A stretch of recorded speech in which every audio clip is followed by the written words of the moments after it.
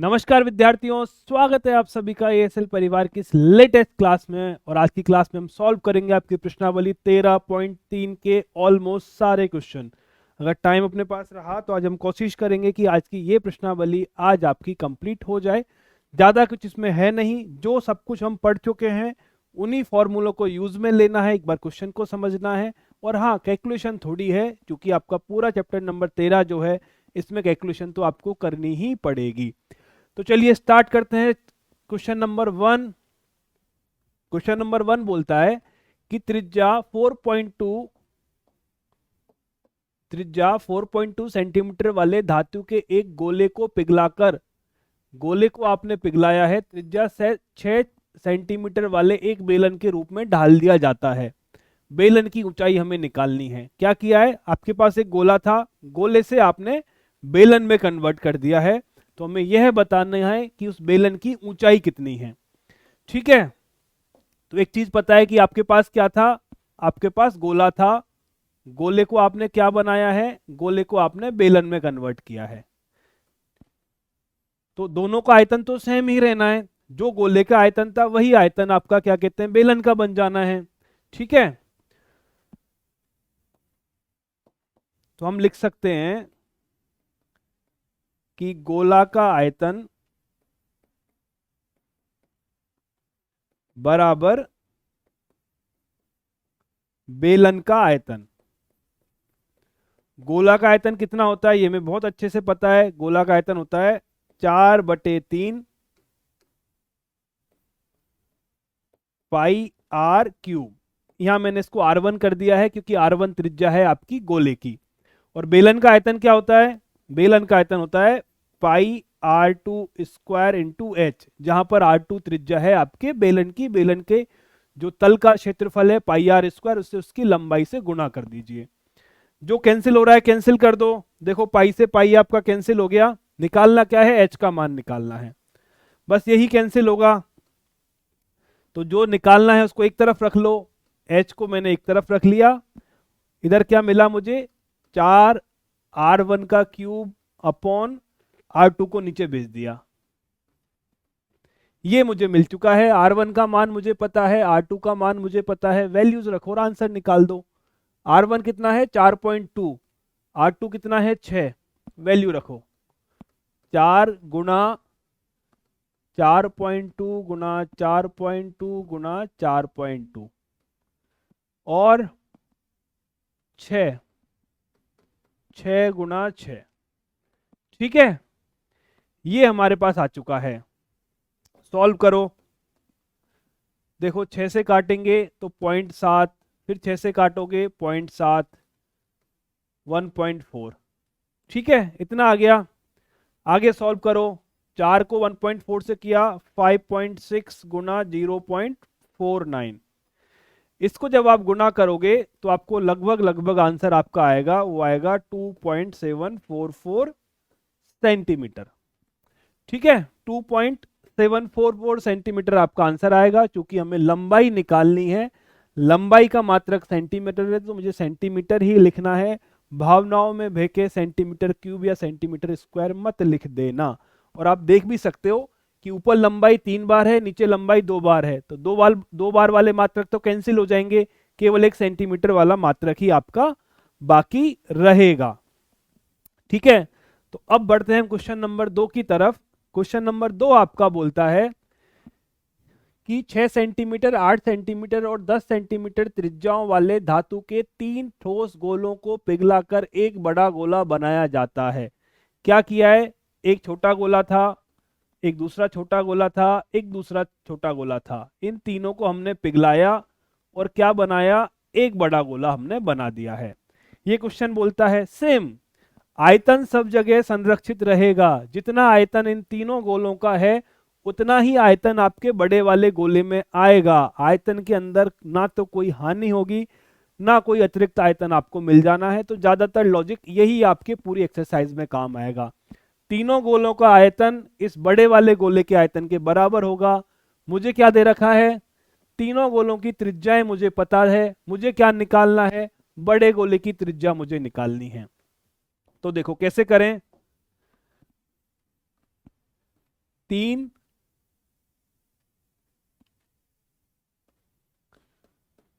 ठोस गोलों का आयतन बराबर एक बड़े ठोस गोले का आयतन।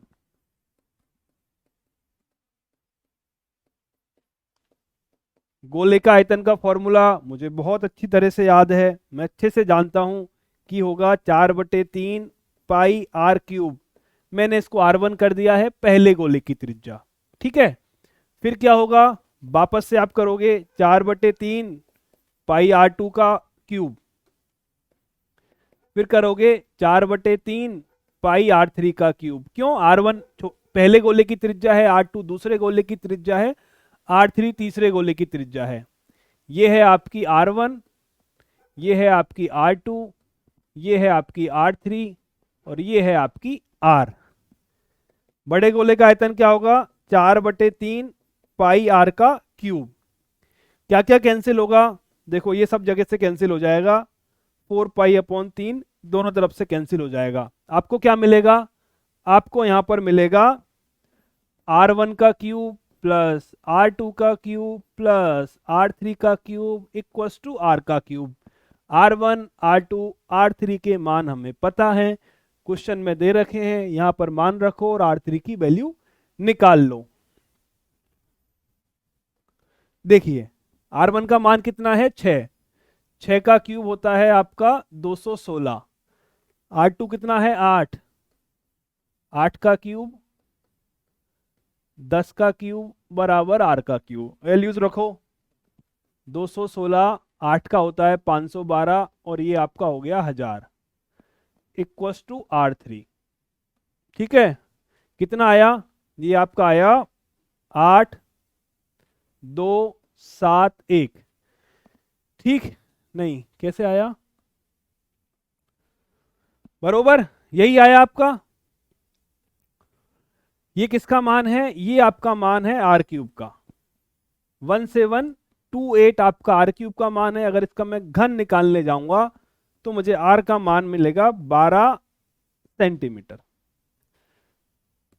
12 सेंटीमीटर। ठीक है, 12 का क्यूब आपका 1728 होता है। क्लियर है, तो बेहद आसान है, हर जगह आपको आयतन को बराबर करना है। मैक्सिमम क्वेश्चन में कुछ जगह आपको थोड़ा सा दिमाग एक्स्ट्रा लगाना पड़ सकता है, पर आयतन को बराबर ही करना पड़ेगा। चलिए अब बढ़ते हैं क्वेश्चन नंबर 3 पर।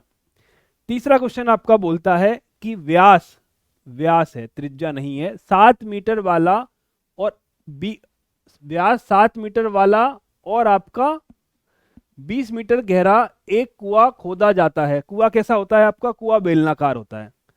ऐसा आपने एक कुआं खोदा, फिर आपने क्या किया है,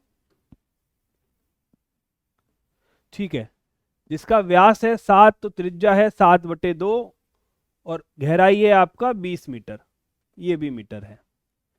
और खोदने से निकली हुई मिट्टी को समान रूप से फैलाकर इतना विमाओं का एक चबूतरा बनाया जाता है। मतलब आपने कुआं खोदा, कुआं आपका बेलनाकार होता है, कुएं में से जो मिट्टी निकली उस मिट्टी के आपने बाहर जमा दिया और एक घन का आकार उसको दे दिया। इसकी जो मिट्टी निकलेगी यहां से जो मिट्टी निकलेगी उसको आपने क्या किया, एक घन के आकार में जमा दिया। ठीक है, ऐसा काम हमने कुछ किया है, इसकी गहराई भी होगी, ये आपका सवाल है। फिर क्या बोलता है, इस चबूतरे की ऊंचाई कितनी होगी, ये मुझे ज्ञात करना है। मतलब आपने पहले कुआं खोदा, कुएं में से मिट्टी निकाली, मिट्टी को एक जगह रखा, उस जगह पे रख के आपने एक चबूतरा बना दिया घनाकार। क्या चीज समान है, जितनी मिट्टी यहां से निकाली गई है, मतलब जो निकाली गई मिट्टी का आयतन है, मतलब जो इस बेलन का आयतन है वही आयतन इस मिट्टी का होगा। बात समझे नहीं समझे, जो इस बेलन से निकाली गई मिट्टी का आयतन है वही आयतन इस चबूतरे की मिट्टी का होगा। क्या चीज मिलेगी हमें, हमें निकलेगी कुएं से निकाली मिट्टी का आयतन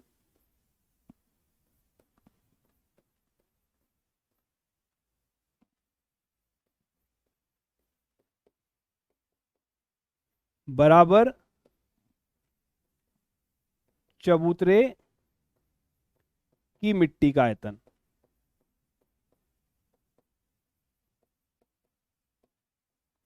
ठीक, अरे भाई जितनी मिट्टी कुएं से निकालोगे उसी मिट्टी से चबूतरा बनाओगे।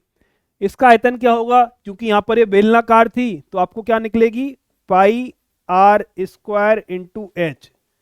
चबूतरा कैसा है, घनाकार है, तो ये कैसा निकलेगा, ये निकलेगा लंबाई इंटू चौड़ाई इंटू ऊंचाई। सारी वैल्यूज मुझे दे रखी हैं, मुझे सिर्फ ऊंचाई का मान निकालना है, बेहद आसान काम है। वैल्यूज को मैं पुट करूंगा और आंसर निकाल लूंगा। पाई का मान 22/7, आर का मान 7/2,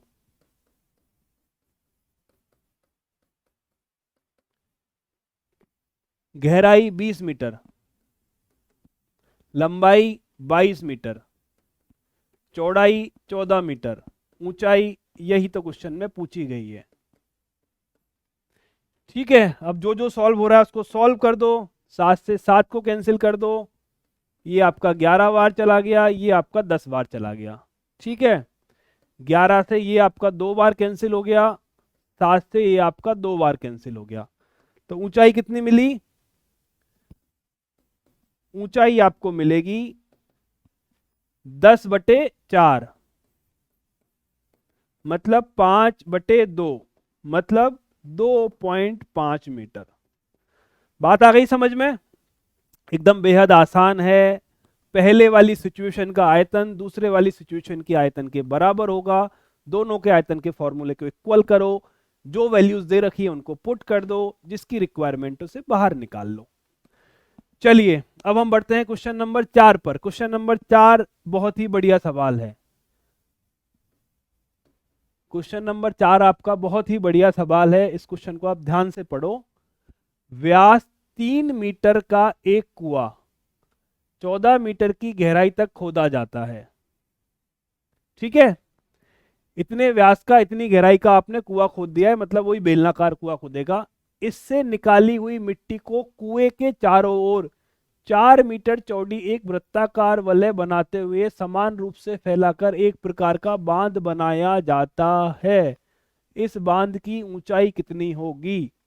समझे बात को, समझो क्या बोलना चाह रहे हैं।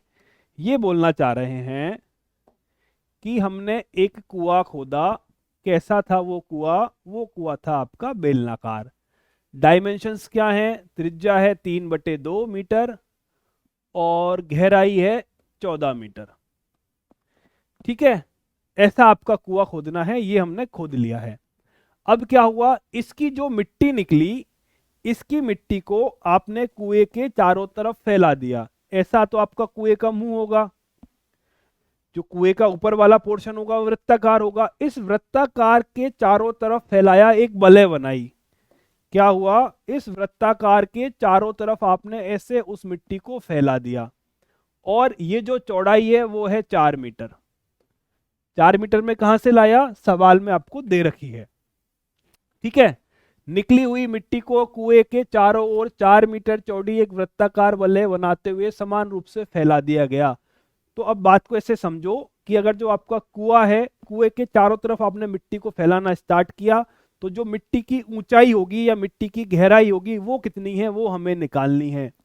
निकालने का तरीका सेम, जितनी मिट्टी कुएं से निकली उतनी ही मिट्टी से वलय बनेगा। तो बेलन का जो आयतन या कुएं का जो आयतन होगा वही आयतन होगा उस वलय का जो आपने कुएं के चारों तरफ बनाई है। ठीक है, तो देखो सवाल क्या बोलेगा आपका, पहले हम निकालते हैं कुएं से निकली मिट्टी का आयतन या कुएं का आयतन।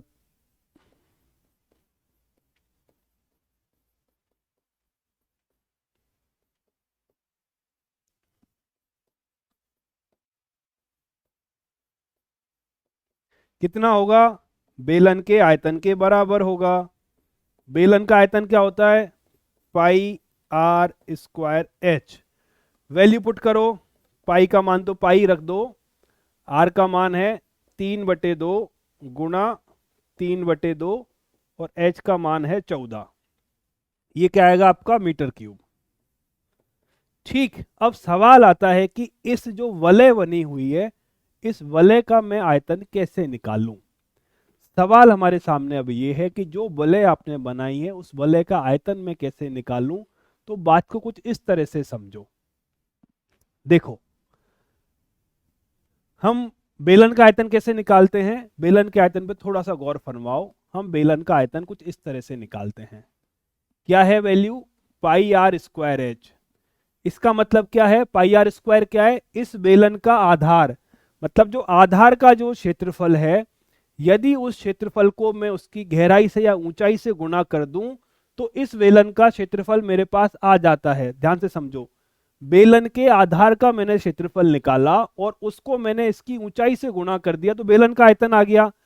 सेम लॉजिक अगर मैं यहां लगाता हूं, इस वलय का मैं क्षेत्रफल निकाल लूं, क्या बोल रहा हूं, इस वलय का मैं क्षेत्रफल निकाल लूं और उस क्षेत्रफल को ऊंचाई से या गहराई से गुणा कर दूं, तो क्या यहां पर रखी हुई मिट्टी का क्षेत्रफल आएगा या नहीं आएगा। वापस समझो, यदि मुझे बेलन का क्षेत्रफल निकालना है तो मैं बेलन का आधार मतलब पाई आर स्क्वायर, आधार के क्षेत्रफल को ऊंचाई से गुणा करता हूं, बेलन का आयतन आ जाता है। पर इस केस में मेरा आधार कुछ ऐसा है, कुछ मेरा आधार ऐसा है, मेरे काम का जो क्षेत्रफल है वो सिर्फ ये क्षेत्रफल है। ठीक, यदि मैं इस क्षेत्रफल को इसकी ऊंचाई से गुणा कर दूं तो मैं क्या ये बोल सकता हूं कि वलय का क्षेत्रफल, वलय का आयतन आपको मिल जाएगा। इस वलय के क्षेत्रफल को अगर मैं ऊंचाई से गुणा कर दूं तो मैं क्या बोल सकता हूं कि वलय का आयतन आ गया। आप बोलोगे सर बिल्कुल सेम लॉजिक है, सेम बात है, आप बोल सकते हो। ठीक, तो क्या करेंगे, हम करेंगे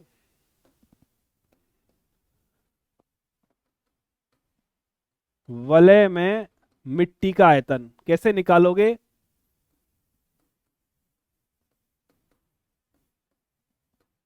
बराबर वलय का क्षेत्रफल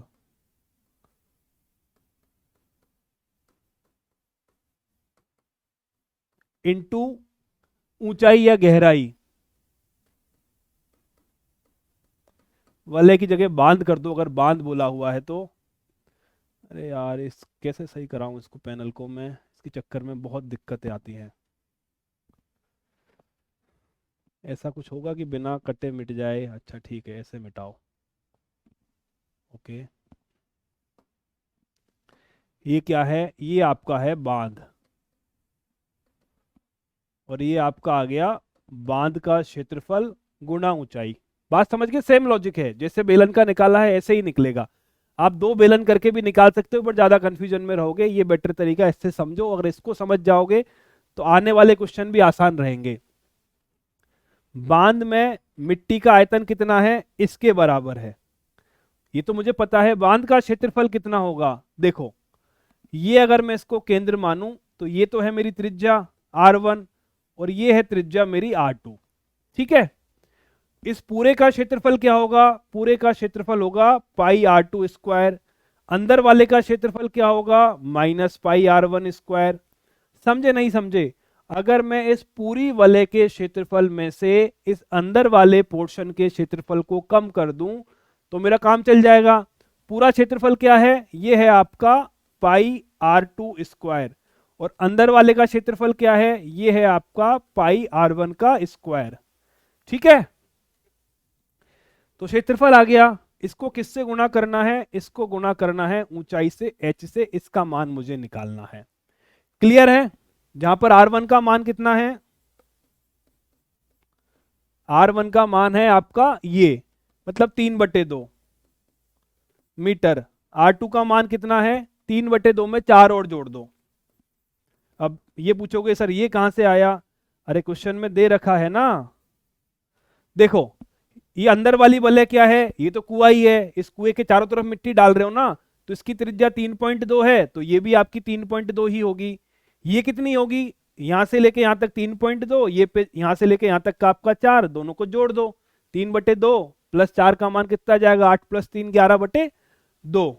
सब कुछ मिल गया, R1 मिल गया, R2 मिल गया। अब H का मान निकालना है, वैल्यू पुट करो, कैलकुलेशन करो और आंसर को आपको मिल जाएगा। आयतन कितना है, आयतन कितना है भाई लोगों, ये रहा, पाई गुणा 3/2 गुणा 3/2 गुणा 14।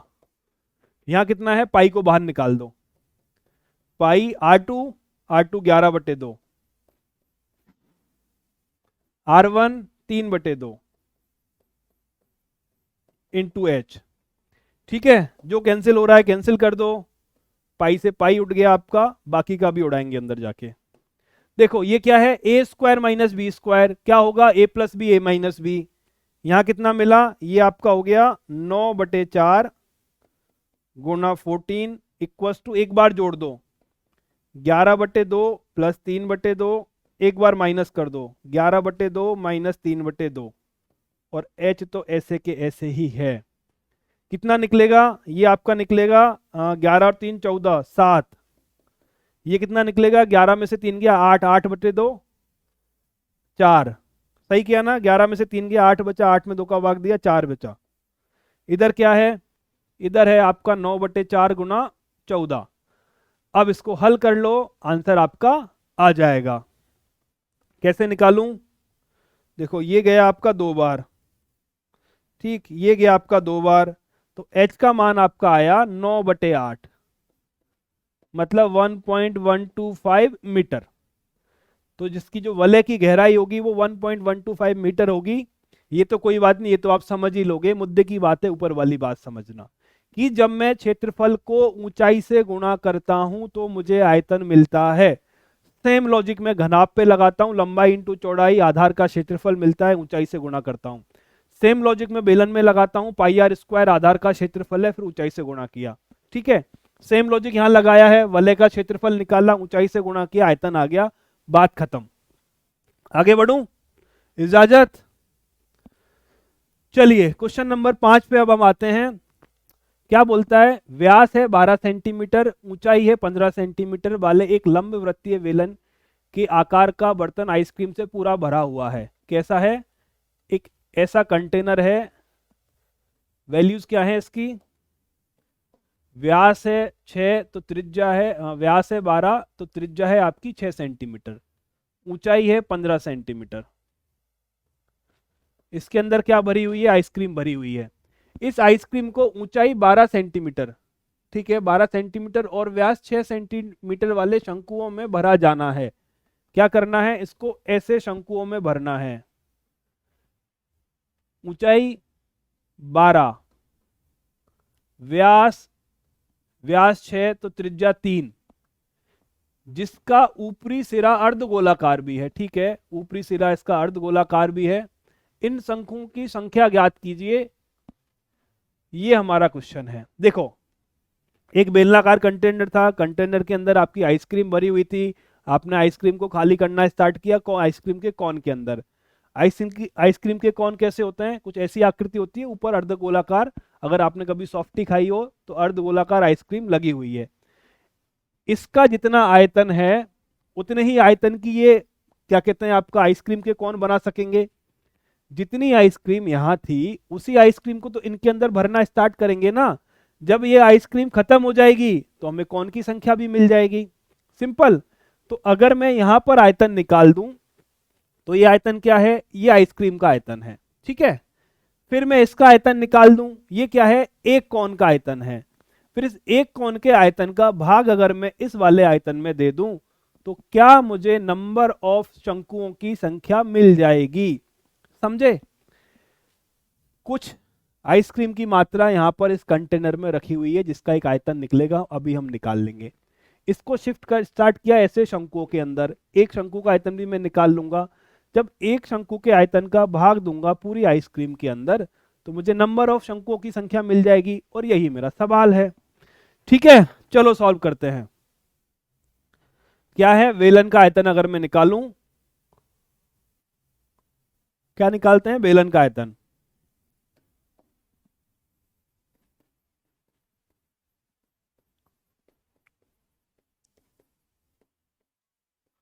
कितना आएगा, पाई आर स्क्वायर एच। पाई को पाई रखो, आर का मान कितना है 6, तो 6 का वर्ग कर दो, एच का मान कितना है 15, तो ये आपका हो गया सेंटीमीटर क्यूब। ठीक है, अब क्या निकालो, एक शंकु का आयतन।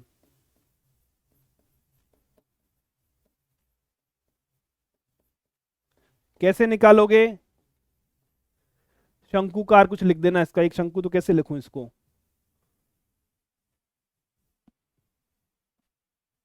ठीक है, लिख देते हैं।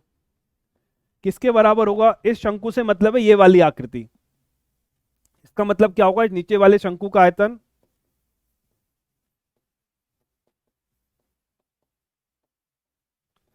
प्लस आपका अर्ध गोले का आयतन। दोनों वैल्यूज हमें बहुत अच्छी तरह से पता हैं, बहुत अच्छी तरह से मुझे ये पता है, इसके मान में रखूंगा। शंकु का आयतन कितना होता है? शंकु का आयतन होता है 1/3 पाई आर स्क्वायर एच। ठीक है, इसको R1 कर दो और इसको H1 कर दो। और क्या है? अर्धगोले का आयतन भी मुझे पता है, 2/3 पाई R1 इस R1 क्यूब। ठीक है, तो आपने शंकु का आयतन निकाल दिया। शंकु कहाँ है? ये रहा शंकु। इसके ऊपर अर्धगोले का आयतन निकाला, दोनों को जोड़ दो, एक आइसक्रीम का आयतन आ जाएगा। कितना मिलेगा? देखो क्या कॉमन लूं? पाई/3 कॉमन ले लिया, अंदर क्या बचेगा? R1 square H1 plus R1 का क्यूब। तो कम लिया कॉमन, ज्यादा ले लेते हैं फिर तो।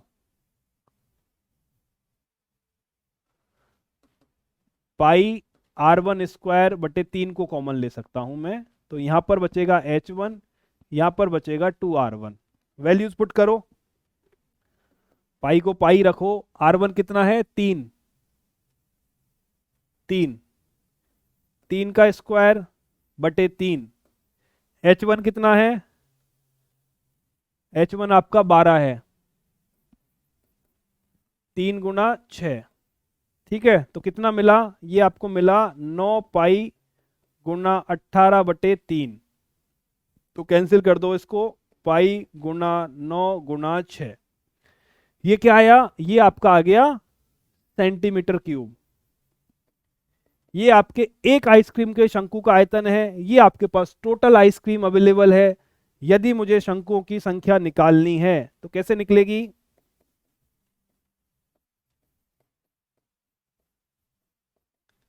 बहुत ही आसान है। जितनी आइसक्रीम आपके पास अवेलेबल है उसमें भाग दे दो एक आइसक्रीम के शंकु का।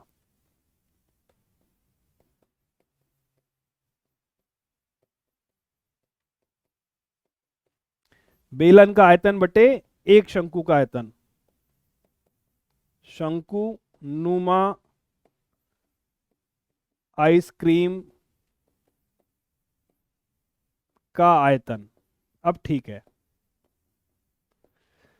बेलन का आयतन कितना है भैया? बेलन का आयतन है पाई गुणा 6 गुणा 6 गुणा 15। इसका आयतन कितना है? पाई गुणा 9 गुणा 6। कैंसिल करो, पाई से पाई को उड़ा दो, 6 से 6 को उड़ा दो, 3 है, ये 2 बार गया, ये 5 बार गया, तो आपको मिलेंगे टोटल 10 कौन। तो आइसक्रीम के इस बेलनाकार बर्तन में से जब आइसक्रीम निकालकर आप शंकुओं के अंदर ट्रांसफर करने लगोगे तो टोटल 10 शंकु आपको मिलेंगे। ठीक है, देख लो एक बार क्वेश्चन को, कोई दिक्कत हो तो बताओ, अदरवाइज हम आगे बढ़ें। क्वेश्चन नंबर 5 तक हम पहुंच चुके हैं। तो जिस स्पीड से चल रहे हैं होपफुली आपकी एक्सरसाइज कंप्लीट हो जानी चाहिए। लास्ट के दोनों क्वेश्चन अच्छे हैं, 8 और 9। ये क्या है? विमाओं इतना इतना वाला एक घनाभ बनाने के लिए, एक घनाभ आपको बनाना है 1.75 सेंटीमीटर व्यास और 2 mm मोटाई के कितने चांदी के सिक्कों को पिघलाना है? अच्छा ठीक है, बात को समझिए। क्या करना है आपको? चांदी के सिक्कों को पिघलाना है और आपको बनाना है घनाभ। तो चांदी के सिक्के कैसे होते हैं? बेलन के आकार के होते हैं। ठीक है, बेलन के आकार के चांदी के सिक्के होंगे। थोड़ा बड़ा बना देते हैं। चांदी के सिक्के ऐसे बेलन के आकार के होंगे। ठीक है, इनके कई कई सारे चांदी के सिक्कों को आप गुणा करोगे तो आपको क्या बनाना है? आपको बनाना है एक घनाभ।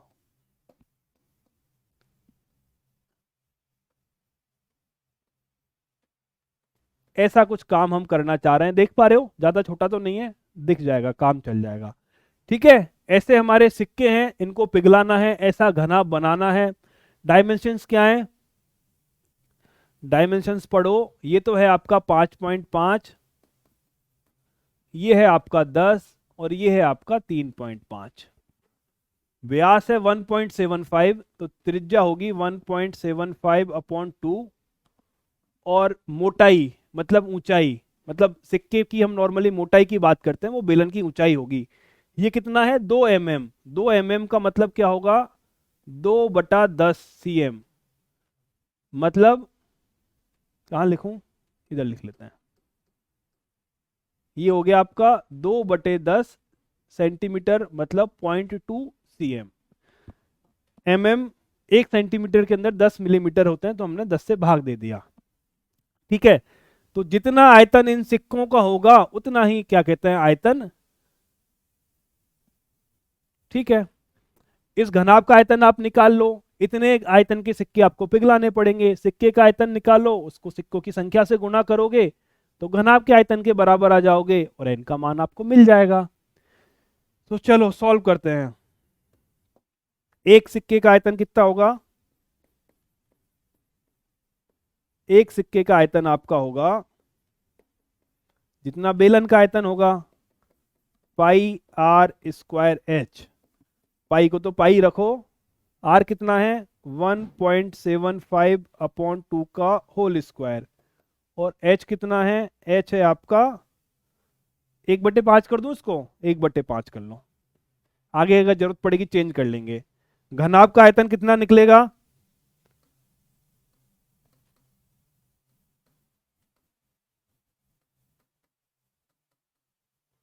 घनाभ का आयतन होता है लंबाई इंटू चौड़ाई इंटू ऊंचाई।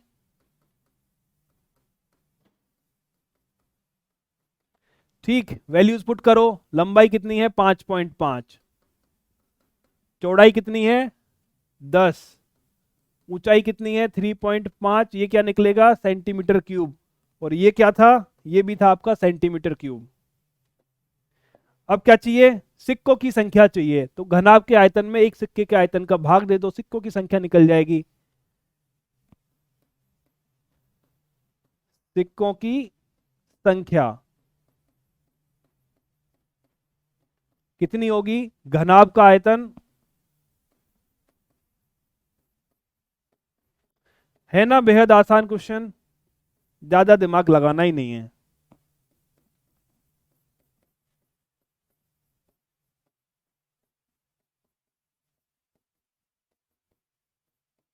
वैल्यूज पुट करो। घनाभ का आयतन क्या है? 5.5 गुना 10 गुना 3.5। सिक्के का आयतन कितना है? पाई, पाई का मान तो रखना ही पड़ेगा। पाई का क्या करें? पाई तो कैंसिल थोड़ी नहीं होने वाला है अब। चलो 35 से कैंसिल हो जाएगा। पाई को मैंने 22/7 कर दिया। 1.75 अपॉन 2 गुना 1.75 अपॉन 2 गुना 1/5। स्पेस कम पड़ गया अपने पास। सॉल्व कर लो, जो ऊपर जा रहा है ऊपर ले जाओ। हमें कुछ मिलेगा 5.5 गुना 10, ये सब ऊपर चला जाएगा आपका। 7 गुना 2 गुना 2 गुना 5। नीचे क्या बचेगा? 22 गुना 1.75। सारे दशमलव कैंसिल कर देते हैं। 1 दशमलव, 2 दशमलव, तो ये दोनों तो इससे कैंसिल हो जाएंगे। ये दोनों तो आपके इससे ही कैंसिल हो जाएंगे। इसको कैंसिल करूंगा तो ऊपर आपको 100 से गुणा करना पड़ेगा। चलिए अब काटा पीटी स्टार्ट कीजिए और आंसर निकालो। काटा पीटी स्टार्ट करो और आंसर निकालो। चलो।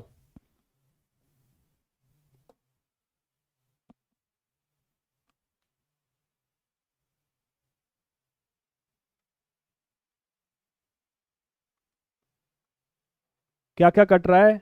देखो, इससे काटा ये 2 बार गया, इससे काटा ये 5 बार गया। ठीक है, और 35 और 7 का क्या करोगे? कुछ गलत तो नहीं किया? 35 और 7 तो कटा ही नहीं इसमें से। इसमें 7 का भाग जाता है। 7 दूनी 14, 7 पंजे 35, 25 बार चला गया। अच्छा ठीक है, बहुत बढ़िया। देखिए, 2 से 2 को कैंसिल कर दो। 35 में आपका जाएगा, 35 से पूरा भाग चला जाएगा इसके अंदर। 35 से पूरा ही भाग चला जाएगा। 35 इंटू 5 करो, 35 इंटू 5 करेंगे तो 25 का 5 हासिल लगी 2, 15, 17, 175। बहुत बढ़िया। 35 से आपका पूरा पूरा 5 बार कैंसिल हो जाएगा, इसको उड़ा दिया, ये 5 बार चला गया। ठीक है, और 7 से कैंसिल करोगे तो 7 से आपका जाएगा 2 बार और 5, 25 सत्ते 175। बहुत बढ़िया। अब क्या क्या बच गया? 5 से 5 को उड़ा दो। अब क्या क्या बच गया?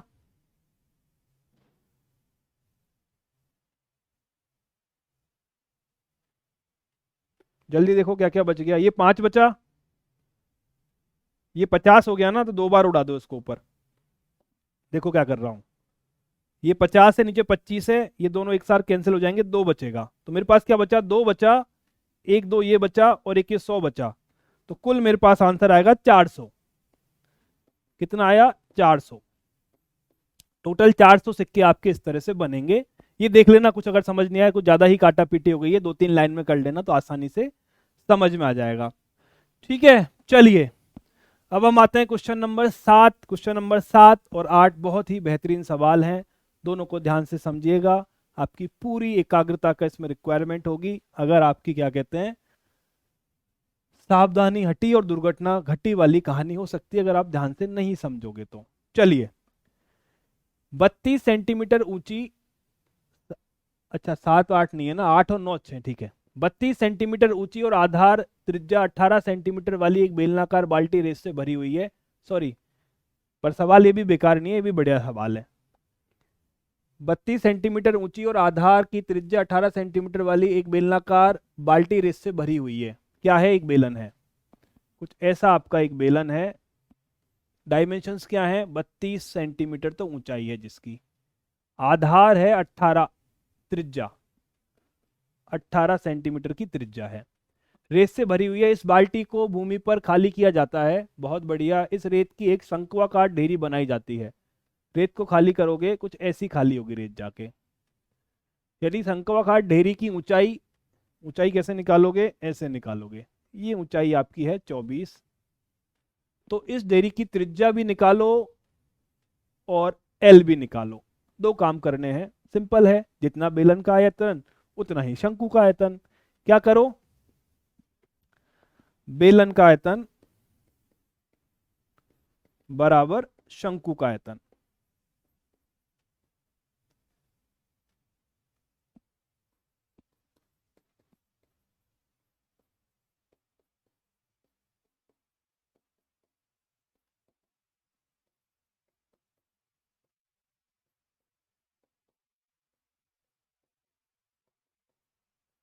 वैल्यूज पुट करो। बेलन बेलन का आयतन क्या है? पाई r1 का स्क्वायर इंटू h1।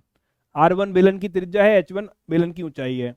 शंकु का आयतन 1/3 पाई r2 का स्क्वायर h2। ठीक है, जो कैंसिल हो रहा है कैंसिल कर दो, पाई उड़ेगा बस और बाकी सब तो बच ही गया। वैल्यूज पुट करो। r1 कितना है? 18, तो 18 गुना 18 गुना 32।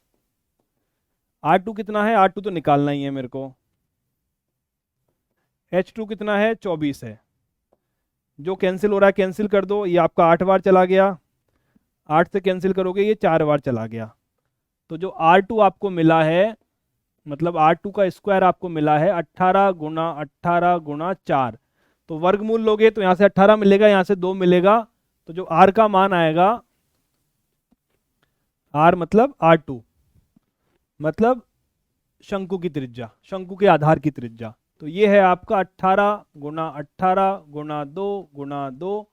तो R2 का जो मान निकलेगा वो निकलेगा आपका 18 गुना 36, 36 सेंटीमीटर। ठीक है, ये क्या है? शंकु के आधार की त्रिज्या।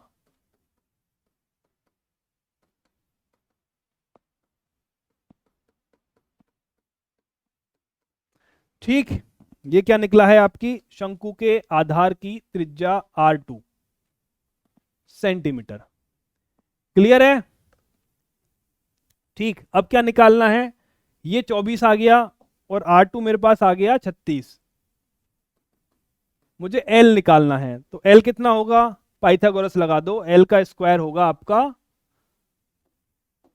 डायरेक्ट L ही लिख देता हूं, वर्गमूल 24 का स्क्वायर प्लस 36 का स्क्वायर। अब इनकी वैल्यूज कितनी होती हैं? 24 होता है 576, 36 का मान कितना निकालोगे? 36 का मान निकालो, 35 प्लस 1 का स्क्वायर, 35 आपका होता है 12, 25, 70 और 1, 6, 9 तो 1, सही निकाला? 12, 25, 3, 4, 12, 35, ठीक है, 35, 70, 71, 6, 9, 2, सही होना चाहिए। टोटल करो।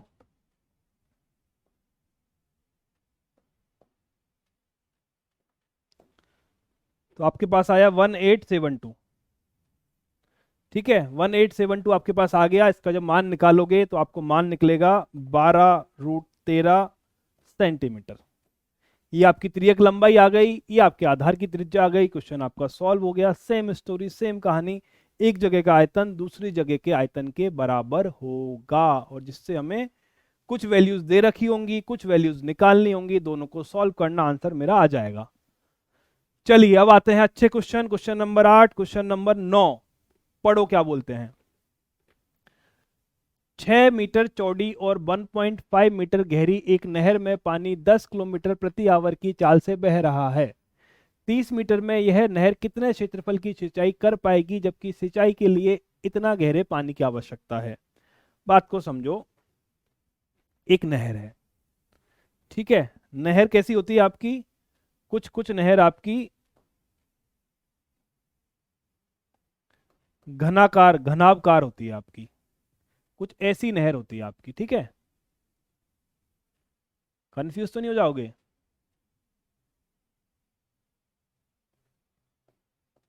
बहुत लंबी होती है, तो क्या है, चौड़ाई जो है इसकी वो 6 मीटर है, और गहराई जो है वो 1.5 मीटर है, और जो लंबाई है वो तो उसका तो कोई अंत ही नहीं है। लंबाई तो खूब लंबी लंबी लंबी जाती रहती है, वो जहां तक बांध से निकल के खेत तक, बहुत आगे तक, ठीक है।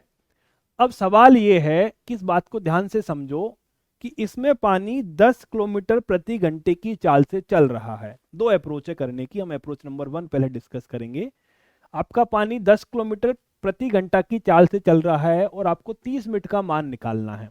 क्वेश्चन बोलता है कि 10 किलोमीटर प्रति घंटे की चाल से पानी चल रहा है, तो 30 मिनट में जो नहर का पानी है वो कितने खेत में सिंचाई कर देगा। खेत की सिंचाई तो दूसरे प्रॉब्लम में, उस पर बात पे आएंगे। पहले ये तो सॉल्व करूं कि 30 मिनट में नहर में से पानी कितना निकलेगा, ठीक। 30 मिनट में नहर में से पानी कितना निकलेगा, उसको निकालने के लिए मैं एक तरीका अपनाता हूं। मैं ऐसा करता हूं कि मैं ऐसी नहर की कल्पना करता हूं, मैं ऐसी नहर की कल्पना करता हूं जिसकी चौड़ाई और गहराई तो मुझे दे ही रखी है, मैं लंबाई उसकी 30 मिनट के बराबर मान लूं। क्या बोल रहा हूं मैं? ये जो लंबाई है आपकी, इसको मैं किसके बराबर मान रहा हूं? इसको मैं मान रहा हूं 30 मिनट के पानी के बराबर।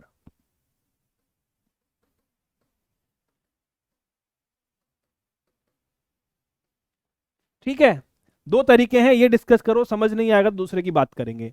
क्या किया मैंने, नहर में पानी आपका चल रहा है, ऑब्वियस सी बात है, पानी की स्पीड है 10 किलोमीटर प्रति आवर।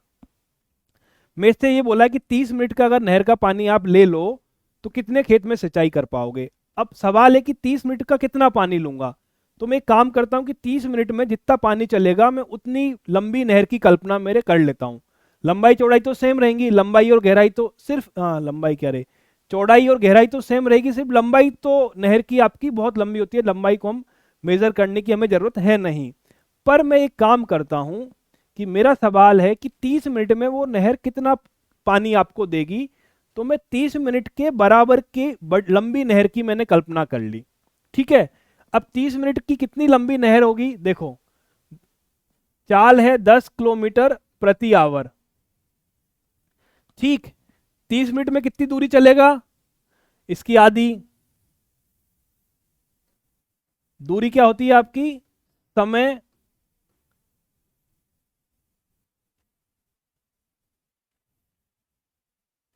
दूरी आपकी हो गई चाल इंटू समय। ठीक है, दूरी आपकी चाल इंटू समय है। चाल कितनी है, 10 किलोमीटर प्रति आवर। और समय कितना है 30 मिनट, मतलब 30/60 मिनट, दोनों घंटे में ही बात करनी पड़ेगी ना। कितना मिला आपको 1/2 मतलब 5 किलोमीटर। ठीक है, तो मतलब 30 मिनट के अंदर पानी 5 किलोमीटर की दूरी चल चुका होगा। बात को समझो, 30 मिनट में पानी 5 किलोमीटर की दूरी चल चुका होगा। अब यदि मैं ऐसी नहर की कल्पना करूं जो 5 किलोमीटर लंबी है, यदि मैं ऐसी नहर की कल्पना करता हूं जो 5 किलोमीटर लंबी है, तो मेरे काम का पानी आ गया इसमें। ये चौड़ाई हो गई, ये गहराई हो गई, लंबाई अगर 5 किलोमीटर हो गई, तो ये कितना पानी होगा? ये उतना ही पानी होगा जो 10 किलोमीटर की चाल से 30 मिनट के अंदर ट्रेवल करेगा। ठीक है, अब यदि मैं इस पानी का आयतन निकाल लूं, तो मेरे पास नहर से कितना पानी मिला वो मुझे मिल गया। समझे नहीं समझे बात को, या वापस समझाऊं? बात समझ में आई या नहीं आई? ठीक है, ऐसे केसेस में लंबाई कोई फिक्स नहीं होती, हमको अज्यूम करके चलना पड़ता है, अदरवाइज आपको कैलकुलेशन को थोड़ा सा चेंज करना पड़ेगा। पर ये मेरे हिसाब से ये तरीका बेटर है। 10 किलोमीटर प्रति आवर में अगर 30 मिनट का हिसाब लगाऊं तो 5 किलोमीटर की दूरी आती है। अब मैंने यदि ऐसी नहर की कल्पना कर ली जो 5 किलोमीटर लंबी है, तो यहां से लेके यहां तक जो पानी होगा इतना पानी ही मुझे निकालना है सिंचाई के लिए। ठीक है, तो इसका आयतन कब क्या होगा?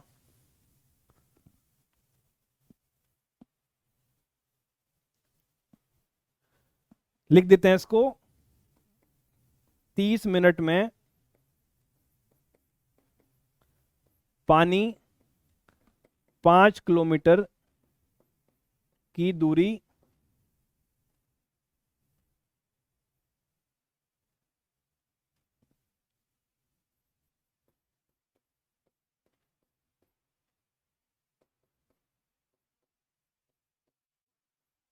करता है।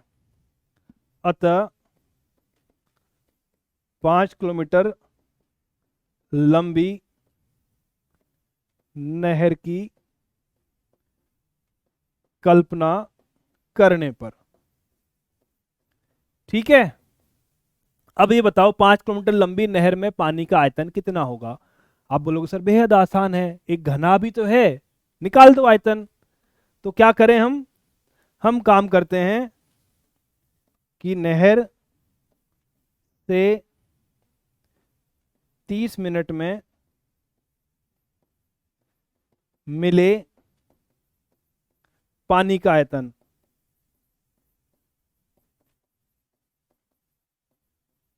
कितना होगा? लंबाई, लंबाई कितनी है? 5 किलोमीटर,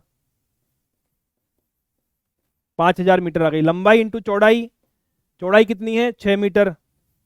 गहराई कितनी है? 1.5 मीटर। इस बात को समझ पाए या नहीं समझ पाए?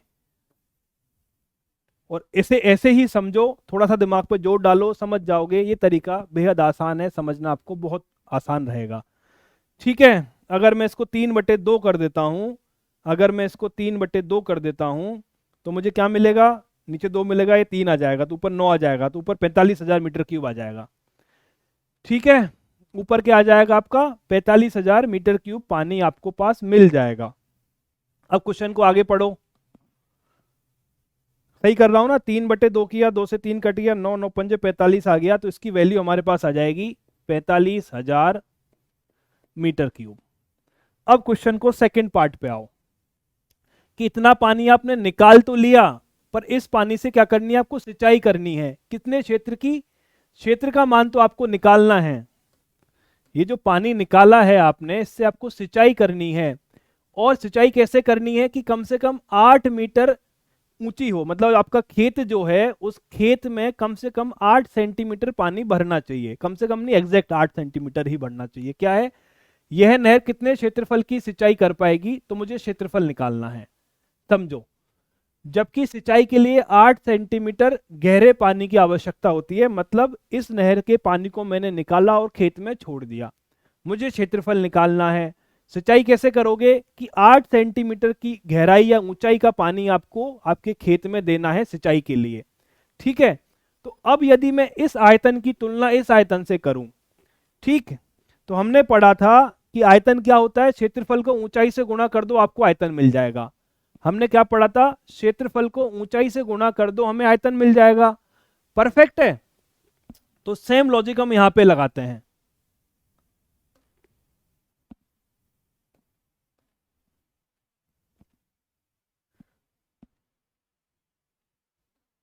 नहर के इस पानी द्वारा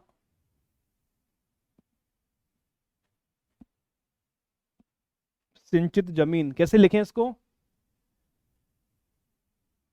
कुल मिला के बात हमको ये लिखनी है कि जितना पानी मैंने नहर से निकाला उतने पानी से ही मैंने सिंचाई की, तो जितना आयतन मैंने यहां से निकाला है उतना आयतन ही आपके खेत में चला जाएगा।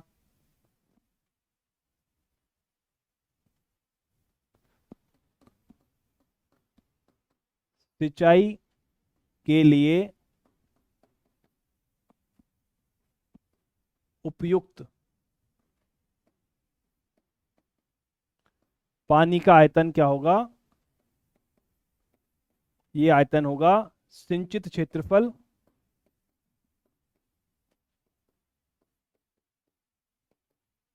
गुणा गहराई।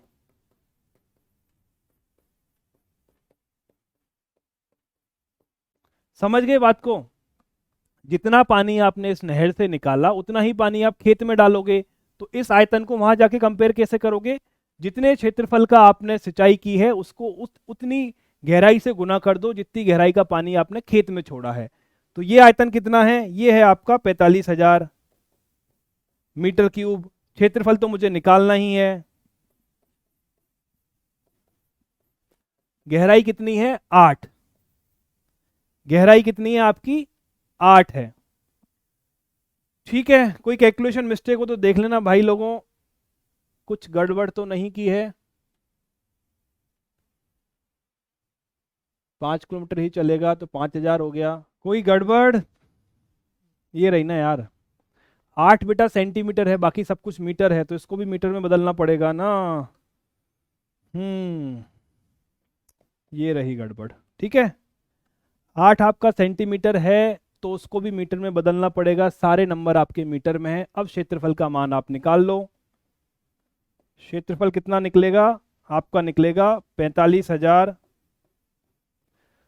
45,000 गुणा 100 गुणा 8, इसकी वैल्यू जो आपकी आएगी वो मोटा मोटा आएगी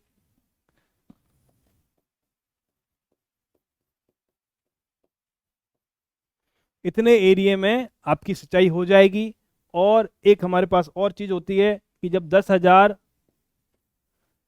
मीटर क्यूब का मान 1 हेक्टेयर के बराबर होता है, तो अगर आप ये वैल्यू भी यहां पर पुट करोगे, 10,000 का भाग दोगे 1 2 3 4, तो आप इसको ऐसे भी लिख सकते हो 56.25 हेक्टर। ठीक है, ये एक अलग डायमेंशन है, आप ऐसे मेंशन कर सकते हो, आपकी बुक में भी ऐसे ही दिया हुआ है। क्लियर है। तो बात सिर्फ इतनी सी है कि हमको समझना ये है कि अगर मैं दूरी को, मतलब 30 मिनट में जितना पानी ने ट्रेवल किया है उसको मैं नहर की दूरी मान लूं, तब हमारी जिंदगी बहुत आसान है, क्वेश्चन हम बड़ी आसानी से सॉल्व कर सकते हैं। एक और क्वेश्चन हम ऐसा ही करते हैं, देखो क्वेश्चन नंबर 9। इसके अंदर भी हम क्या करेंगे, कुछ कुछ ऐसे ही कंसेप्ट को हम वापस से फॉलो करेंगे। एक बार ध्यान से देखो, आपको और बेटर तरीके से समझ में आएगा। देखो, एक किसान अपने खेत में बनी 10 मीटर व्यास वाली और 2 मीटर गहरी एक बेलनाकार टंकी को, पहले इस पे आ जाओ। एक आपकी बेलनाकार टंकी है, ऐसी कुछ आपकी टंकी है। डायमेंशंस क्या है, व्यास है 10 मीटर तो त्रिज्या आपकी हो जाएगी 5 मीटर और गहराई है 2 मीटर। ठीक, इस बेलनाकार टंकी के अंदर पानी भरा हुआ है। फिर किसान क्या करता है, आंतरिक व्यास 20 सेंटीमीटर वाले, क्या करता है वो करता है 20 सेंटीमीटर वाले एक पाइप द्वारा एक नहर से जोड़ता है। मतलब टंकी में एक पाइप लगाता है, यहां पे उसने एक छोटा सा पाइप लगाया, कुछ ऐसा, किधर लगाऊं, इधर लगा दूं, यहाँ पे उसने एक छोटा सा पाइप लगाया और ले जाके इस पाइप से को नहर में छोड़ दिया। यहां से उसने नहर में इस पानी को छोड़ दिया।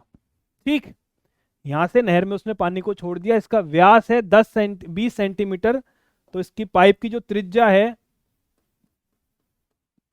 त्रिज्या आपकी होगी 10 सेंटीमीटर बराबर 0.1 मीटर। ठीक है। यदि पाइप में पानी 3 किलोमीटर प्रति आवर की चाल से बह रहा है तो कितने समय में टंकी, क्या किया मैंने, एक किसान अपने खेत में बनी 10 मीटर व्यास वाली 2 मीटर गहरी एक बेलनाकार टंकी को आंतरिक व्यास वाले एक पाइप द्वारा एक नहर से जोड़ता है। यदि पाइप में पानी इतनी चाल से बह रहा है तो किसान कितने समय बाद टंकी पूरी भर जाएगी। अच्छा, खाली नहीं कर रहा, टंकी को भर रहा है। तो एक काम करो, अगर भर रहा है तो पाइप ऊपर से लगा दो, डायमेंशन से इधर लिख देते हैं। ये आपकी बेलनाकार टंकी है। ठीक है। इसकी जो त्रिज्या है वो है आपकी 5, इसकी जो गहराई है वो है 2 मीटर, 5 भी क्या है, ये भी मीटर है। ठीक है। उसने क्या कर रखा है किसान ने कि एक पाइप इसमें लगा रखा है, इस पाइप से क्या हो रहा है, पानी इस टंकी के अंदर आ रहा है। इस पाइप की त्रिज्या कितनी है, इस पाइप की जो त्रिज्या है वो है आपकी 0.1 मीटर। ठीक, इस पाइप के अंदर जो पानी बह रहा है वो 3 किलोमीटर प्रति आवर की चाल से बह रहा है। तो हमें यह पता लगाना है कि टंकी कितने समय में भर जाएगी। ठीक, इस पाइप में से पानी कुछ स्पीड से आ रहा है, हमें यह पता लगाना है कि कितने समय में ये टंकी पूरी भर जाएगी। तो पहला तो ये काम करो, इस टंकी का आयतन निकालो। क्या करो, सबसे पहला काम करो, बेलनाकार टंकी का आयतन।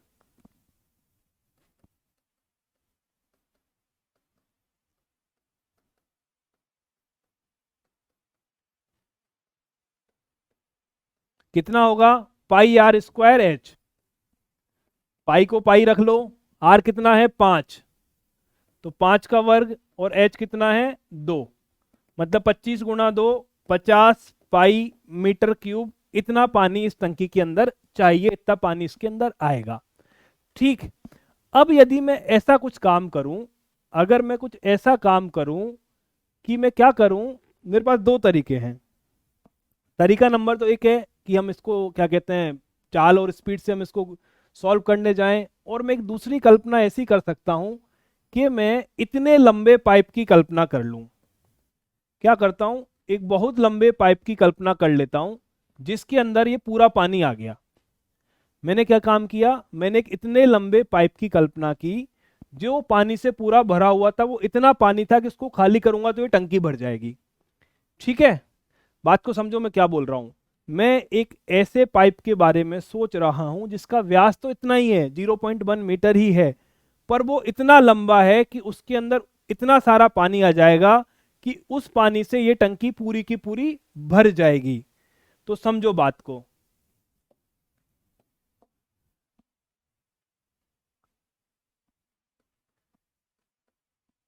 एक इतने लंबे पाइप की कल्पना करने पर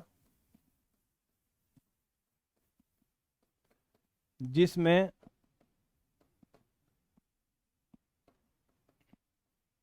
टंकी के आयतन के समान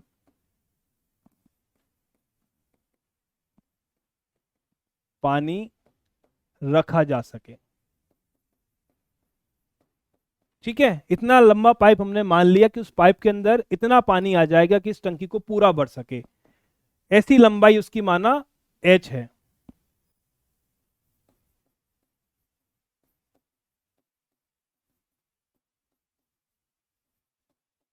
ठीक है, उसकी लंबाई h है।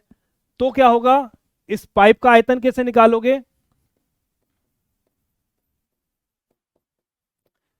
पाइप भी आपका एक बेलन है, तो पाइप का आयतन कैसे निकलेगा, पाई आर स्क्वायर एच।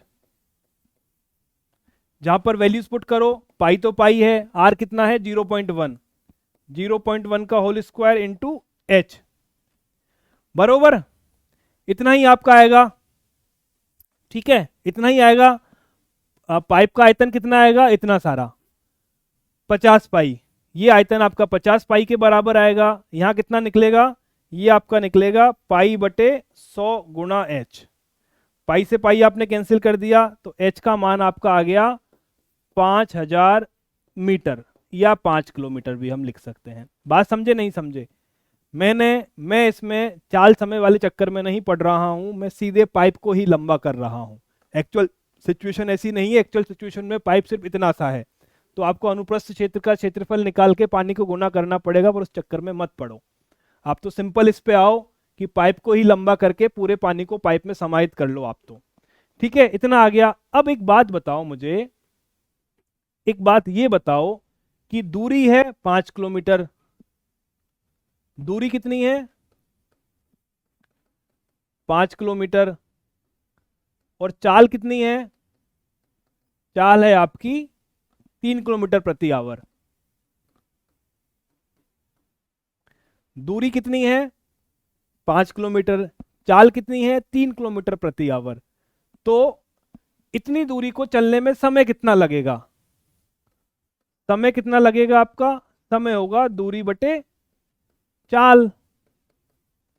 दूरी कितनी है? 5, चाल कितनी है? 3। किसमें निकलेगा? घंटे में। अगर मिनट में निकालना हो तो 60 से गुणा कर दो।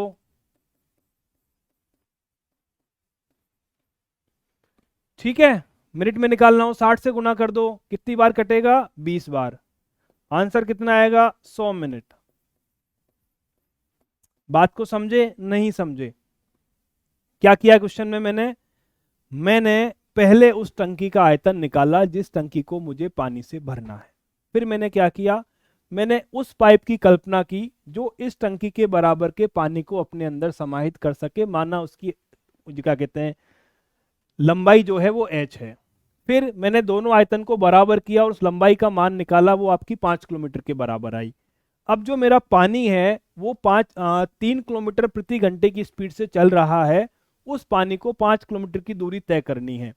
समय कैसे निकालोगे? दूरी में समय का, दूरी के अंदर चाल का भाग दे दो, आपका समय निकल के आ जाएगा। परफेक्ट है, दूरी में चाल का भाग दे दो, आपका समय निकल के आ जाएगा। तो बस सेम लॉजिक हमने यहां पर लगाया और हमारा काम हो गया। ठीक, तो ये था आपका इस प्रश्नावली का आखिरी क्वेश्चन। उम्मीद कर रहा हूं आप समझ पाए होंगे। क्वेश्चन नंबर 8 और क्वेश्चन नंबर 9 को आप एक बार फिर से देखिएगा और इमेजिन करने की कोशिश कीजिए कि हमने क्वेश्चन को सॉल्व कैसे किया है। अगर कंसेप्ट को आप भली प्रकार से कैप्चर कर लोगे तब आपको उसको समझने में दिक्कत नहीं आएगी, आप आसानी से क्वेश्चन को सॉल्व कर पाओगे। तो चलिए ठीक है, आज की क्लास को हम यहीं तक रखते हैं, फिर मिलते हैं कल शाम को 5 बजे।